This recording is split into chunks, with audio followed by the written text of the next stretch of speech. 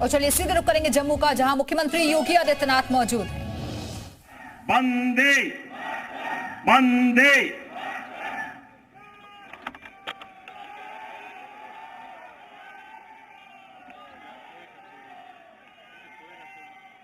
केंद्रीय मंत्री और देश की प्रतिष्ठित उधमपुर लोकसभा सीट से भारतीय जनता पार्टी के प्रत्याशी डॉक्टर जितेंद्र सिंह जी, भारतीय जनता पार्टी के प्रदेश के अध्यक्ष श्री रविंद्र रैना जी, पूर्व deputy CM doctor Nirmal Singh ji, Bharatiya Janata party के प्रदेश संगठन महामंत्री श्री अशोक कौल जी,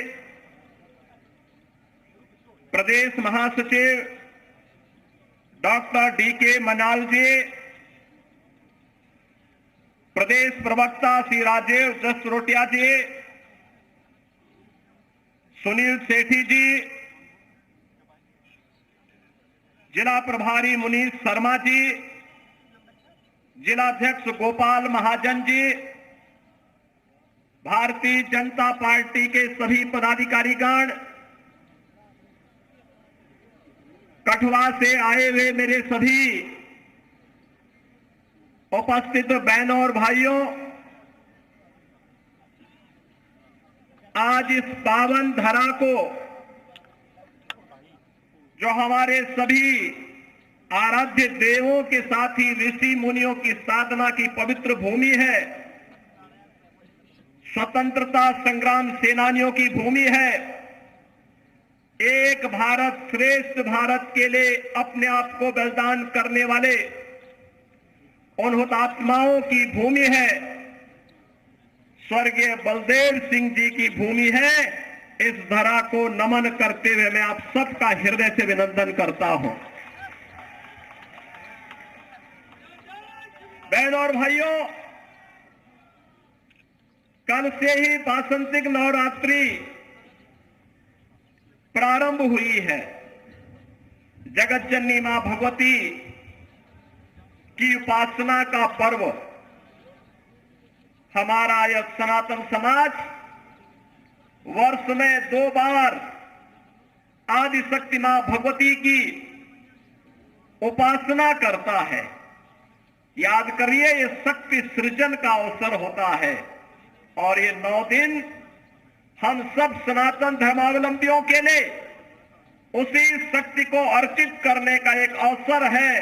मैं इस अवसर पर यहां की इन पवित्र स्थलों को, माता त्रिपुर सुंदरी के पावन चरणों पर, यहां के शुक्राला माता के श्री चरणों में और माता वैष्णो के इस धाम को कोटि कोटि नमन करता हूं। महान स्वतंत्रता संग्राम सेनानी और महान योद्धा जनरल जोरावर सिंह को भी उनकी स्मृतियों को नमन करता हूं। बहनों और भाइयों, जब जम्मू कश्मीर की बात आती है तो भारत का सिरमौर, भारत का मुकुट हर व्यक्ति गर्व के साथ देखना चाहता है। जब जम्मू कश्मीर की बात आती है तो स्वतंत्र भारत के वे नारे एक बार फिर से गूंजते हुए दिखाई देते हैं कि जहां हुए बलिदान मुखर्जी वह कश्मीर, यही इन्हीं वादियों में नारे गूंजे थे। डॉक्टर श्यामा प्रसाद मुखर्जी ने इस सपने को साकार करने के लिए अपने आप को बलिदान किया था और बहनों और भाइयों, 70 वर्षों तक कोई सरकार निर्णय नहीं ले पाई। डॉक्टर जितेंद्र सिंह जी को आपने चुनाव जिता करके भेजा। मैं जानता हूं 2014 में हम दोनों साथ साथ सांसद थे और तब भी जब भी जम्मू कश्मीर की बात आती थी, बेझिझक एक सांसद के रूप में, एक मंत्री के रूप में बोलते थे कि मैं पहले वहां का नागरिक हूं, धारा 370 समाप्त होनी ही चाहिए और वहां का विकास होना ही चाहिए। और आज मैं बधाई देता हूं आप सबको, प्रधानमंत्री मोदी जी के प्रति आभार व्यक्त करता हूं, गृह मंत्री अमित शाह जी के प्रति आभार व्यक्त करता हूं, जिन्होंने आतंकवाद की इस जड़ को सदैव के लिए समाप्त करके आज कश्मीर में यह साबित कर दिया है कि दिल्ली का लाल किला हो या श्रीनगर का लाल चौक, चारों ओर उत्साह है, उमंग है, क्योंकि यह क्षेत्र आज विकास की मुख्य धारा के साथ जुड़ा हुआ है। बहनों और भाइयों, जो विकास है आज आप देख रहे होंगे, 4 लेन और 6 लेन की एक्सप्रेसवे, मेडिकल कॉलेजेस का संचालन, इंजीनियरिंग कॉलेज, यहां पर सिंचाई की सुविधा, हर घर नल की योजनाएं, ये सब हो ही रही है। लेकिन सबसे बड़ी बात ये, पूछिए इन लोगों से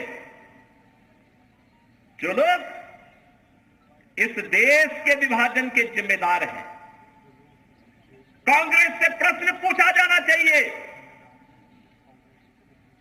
आखिर हमारा हिंदुस्तान 1947 में आजाद हुआ, लेकिन कांग्रेस की सत्ता लिप्सा ने आजादी के एक दिन पहले देश का दुर्भाग्यपूर्ण विभाजन भी करवाया। और बहनों और भाइयों, स्वतंत्र भारत में हमने हमेशा अपना एक धर्म माना, और वह धर्म माना राष्ट्र धर्म। हम अपने राष्ट्र को सर्वोपरि मानते हैं। मेरी व्यक्तिगत कोई भी आस्था होगी, कोई भी उपासना विधि होगी, लेकिन अगर वह राष्ट्र के मार्ग में बाधक है, मैं इसको दरकिनार करके रखता हूं और पहले कहता हूं कि मेरा देश रहना चाहिए। मेरे लिए मेरे देश की स्वतंत्रता, मेरे देश की संप्रभुता और इसकी अखंडता सर्वोपरि रखती है। और इसीलिए आज न केवल भारत एक ग्लोबल पावर के रूप में आगे बढ़ रहा है, अभी तो बहनों और भाइयों आप देख रहे होंगे, अन्य दिनों में तो आप छोड़िए, भारत सरकार के साइंस एंड टेक्नोलॉजी के मंत्री भी डॉक्टर जितेंद्र सिंह जी हैं, प्रधानमंत्री कार्यालय के मंत्री भी डॉक्टर जितेंद्र सिंह जी हैं। कोरोना कालखंड में पहली बार आपने देखा होगा, भारत के वैज्ञानिकों ने यानी दो ऐसे वैक्सीन दिए जो दुनिया के अंदर कोरोना जैसी महामारी की अचूक दवा है, अचूक दवा। आपने देखा होगा, सबसे प्रभावी वैक्सीन भारत ने दी, फ्री में वैक्सीन, फ्री में उपचार, फ्री में टेस्ट, 140 करोड़ भारतवासियों को भारत की सरकार ने प्रधानमंत्री मोदी जी के नेतृत्व में प्रदान किया। और बहनों और भाइयों, 4 वर्ष से फ्री में 80 करोड़ लोगों को राशन की सुविधा, और अगले 5 वर्ष तक ये राशन की सुविधा फिर से प्राप्त होने वाली है भारतवासियों को। आप सोचो, 140 करोड़ में से 80 करोड़ लोगों को 4 वर्ष से फ्री में राशन की सुविधा अगले 5 वर्ष तक मिलना है। और दूसरी तरफ 1947 में भारत से अलग हुआ पाकिस्तान भीख का कटोरा लेकर के दुनिया के अंदर भीख मांगता हुआ दिखाई दे रहा है।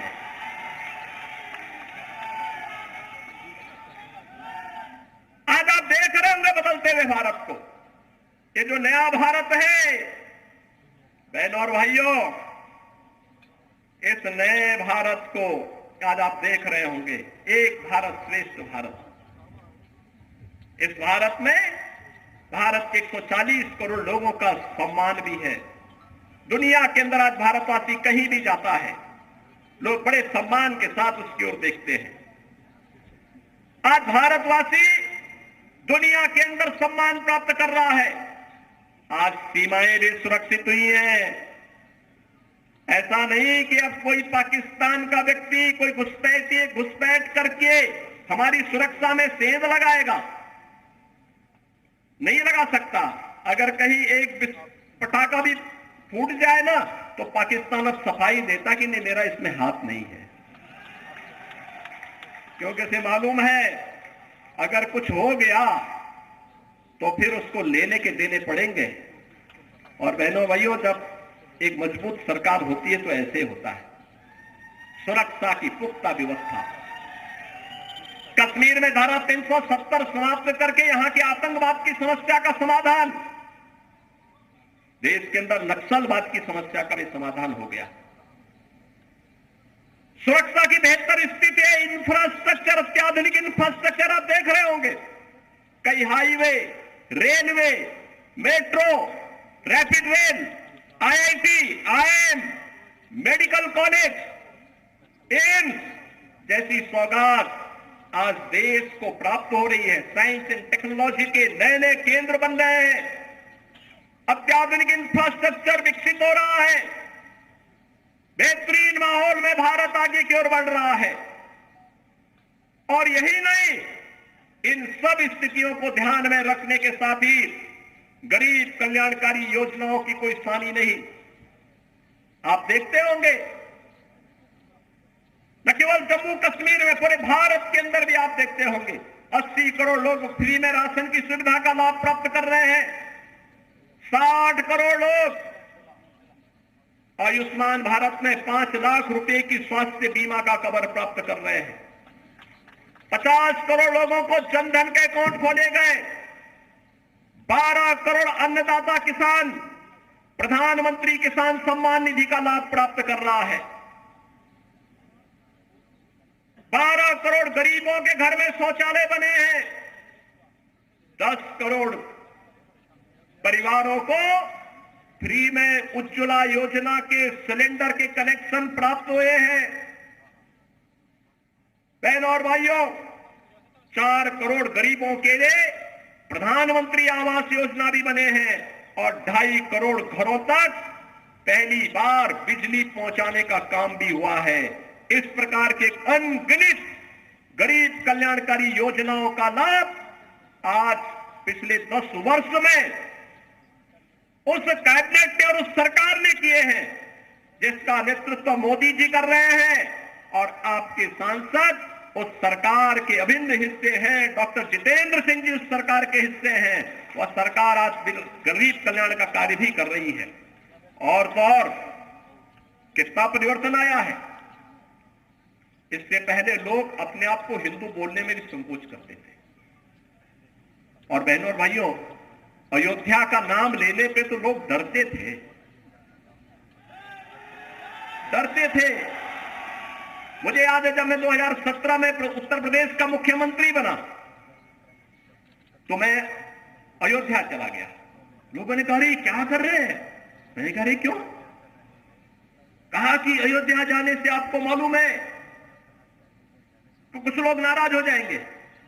मैंने कहा कुछ लोग नाराज हो जाएंगे तो क्या मैं अपनी आस्था के साथ और जन आस्था के साथ खिलवाड़ कर दूं क्या? ये वोट बैंक के लिए नहीं हो सकता है। हमने कहा अयोध्या में भव्य दीपोत्सव के आयोजन की तैयारी करो।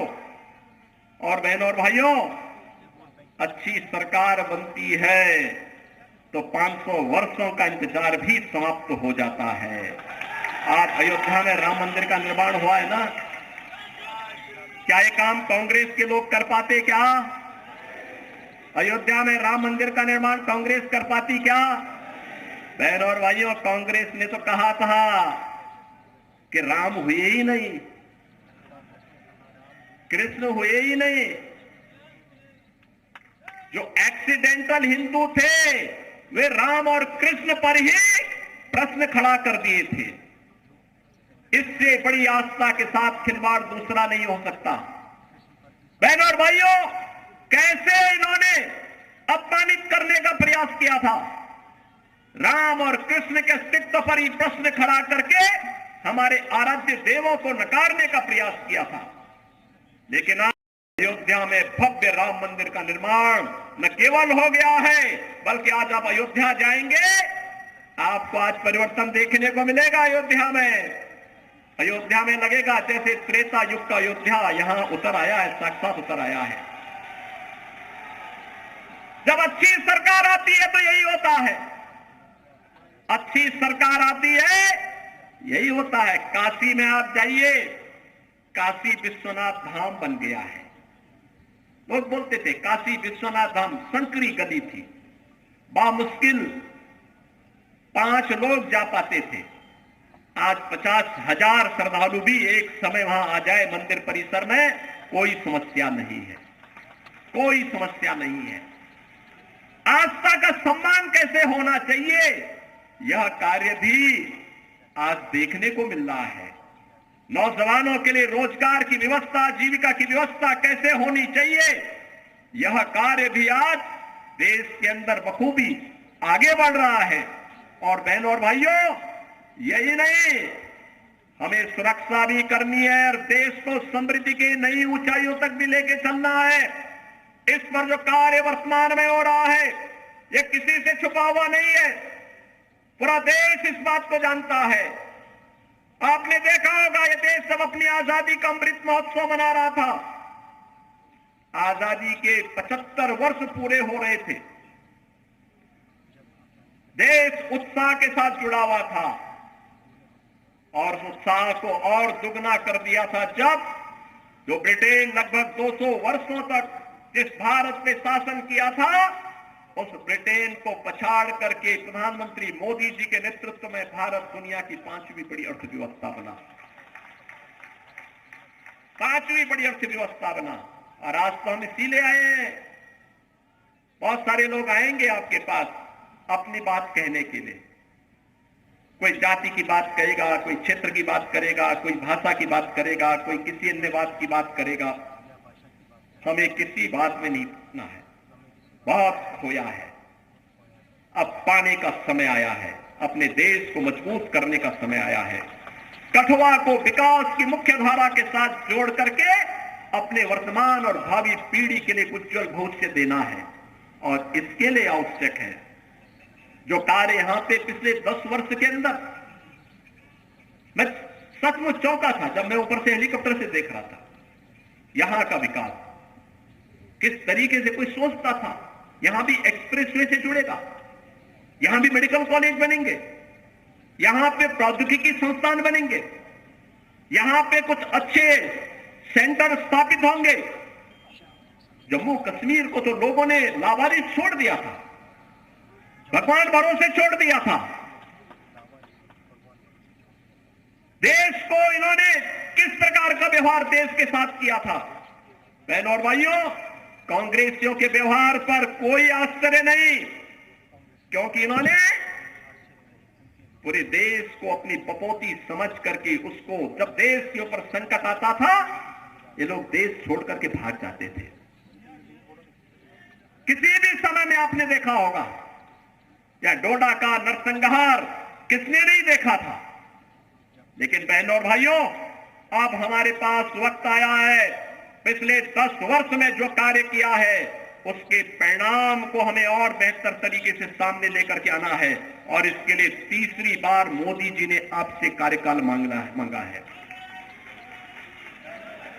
मोदी जी तीसरी बार देश के अंदर भारत को तीसरी बड़ी अर्थव्यवस्था के रूप में स्थापित करने के लिए आपके पास आ रहे हैं। और इसके लिए मोदी जी के प्रतिनिधि के रूप में आपके लोकप्रिय सांसद और केंद्रीय मंत्री डॉक्टर जितेंद्र सिंह जी तीसरी बार आपका आशीर्वाद प्राप्त करने के लिए आपके पास आए हैं।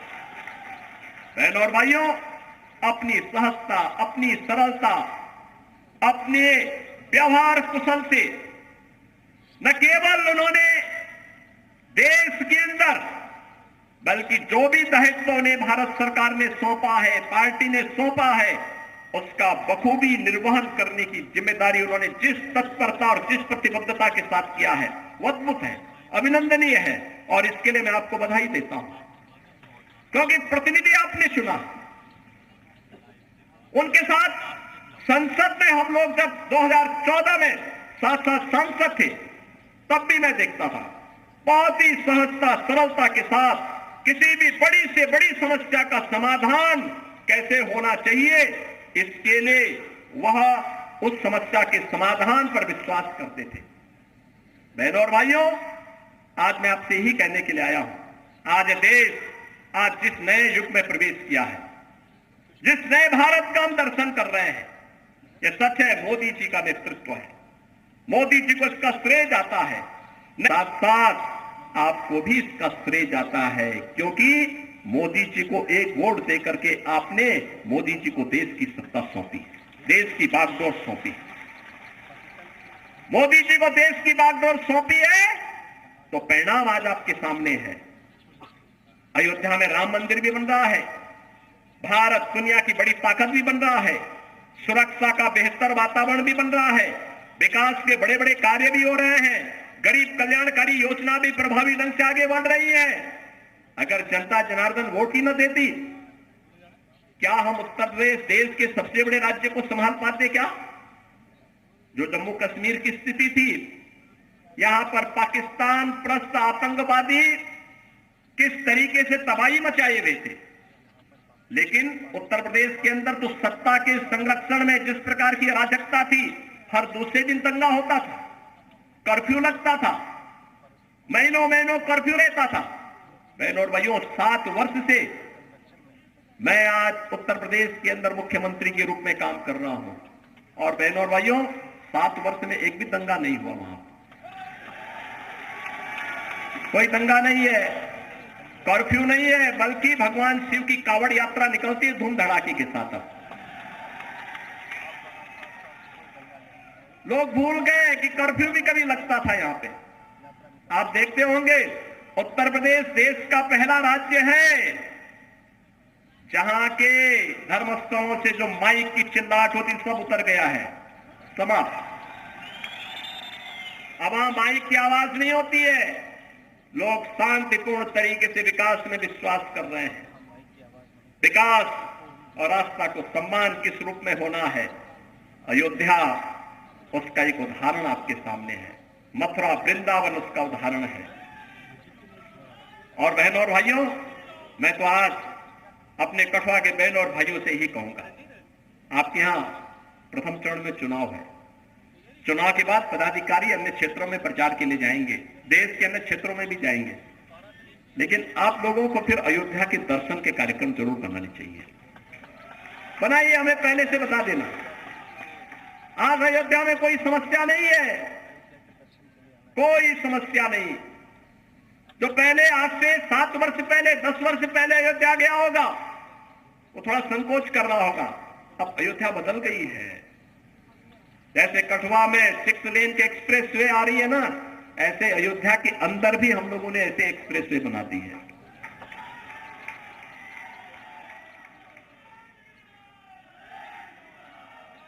सुरक्षा का बेहतर वातावरण है।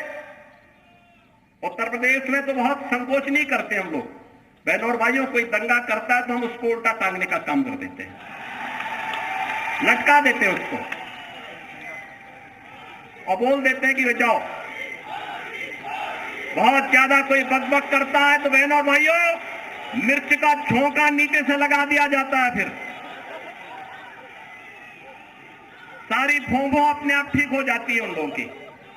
और इसलिए बहनों भाइयों, आज हम आए हैं नए भारत के निर्माण के लिए। हमें प्रधानमंत्री मोदी जी को तीसरा कार्यकाल देना है, और तीसरे कार्यकाल के लिए तीसरी बार डॉक्टर जितेंद्र सिंह जी को भारी बहुमत से विजयी बना के भेजना है। उधमपुर में फिर से तीसरी बार कमल खिलाना है। आप सब सहमत हैं ना? सभी लोग सहमत हैं? माताएं बहनें भी सब लोग अपना आशीर्वाद दीजिए। लोकतंत्र तो आपका है, लोकतंत्र के जनार्दन आप ही हैं, और लोकतंत्र में तीसरी बार आपको ने फिर से भारी बहुमत से विजयी बनाना है। और यह अवसर आपके लिए होगा कि उन्होंने 10 वर्ष में जिस निष्ठा के साथ काम किया है।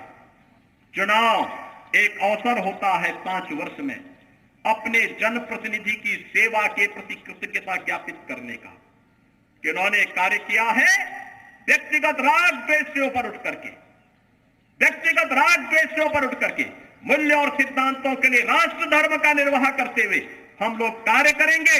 और इस देश से उन्होंने जिस निष्ठा के साथ काम किया, निसंदेह व अभिनंदनीय है, स्वागत योग्य है। और इसलिए आज मुझे स्वयं उत्तर प्रदेश से यहां आना पड़ रहा है, आपके पास आना पड़ा, आपसे अपील करने के लिए आया हूं। मैं आप सबसे यही अपील करने के लिए आया हूं कि इन्होंने जिस मजबूती के साथ काम किया उसको ध्यान में रखते हुए भारी बहुमत से उन्हें विजयी बना करके एक बार फिर से यहां पर कमल के फूल को खिलाने की कार्रवाई आप फिर से करिए। और जो आवाज देश की है, एक ही आवाज पूरे देश के अंदर गूंज रही है। मैं भी महाराष्ट्र गया था परसों, उसके एक दिन पहले मैं राजस्थान में था। उत्तर प्रदेश में तो 80 लोकसभा सीट अकेले उत्तर प्रदेश में है और हर ओर एक ही आवाज है, वो आवाज है कि फिर एक बार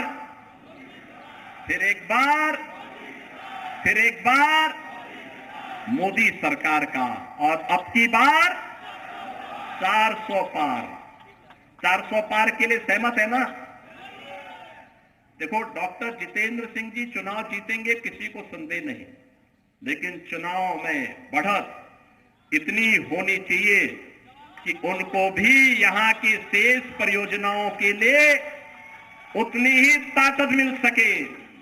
जनप्रतिनिधि ये कहता है ना, बाद में सांसद ये कहता है कि भाई देखो, जनता ने एक बड़ी जिम्मेदारी दी है, अब तो इस कार्य को मुझे यहां कराना ही कराना है, और उस कार्य के लिए बढ़त इतनी आप दीजिए। आप सब करेंगे? सहमत हैं? सभी लोग सहमत हैं? सभी लोग सहमत हैं?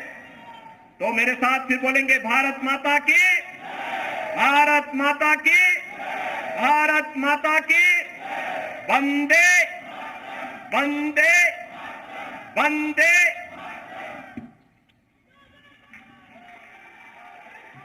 रघुनंदन जी सबका धन्यवाद करेंगे। रघुनंदन जी,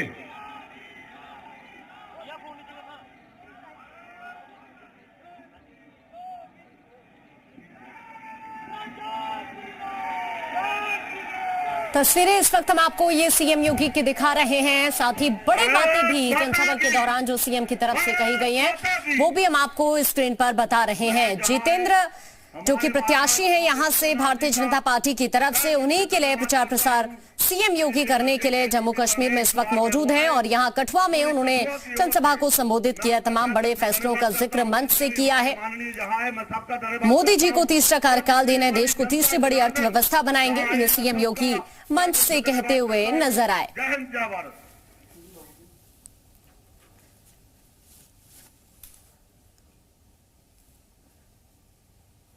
विपक्ष पर जमकर बरसे सीएम योगी जनसभा के दौरान।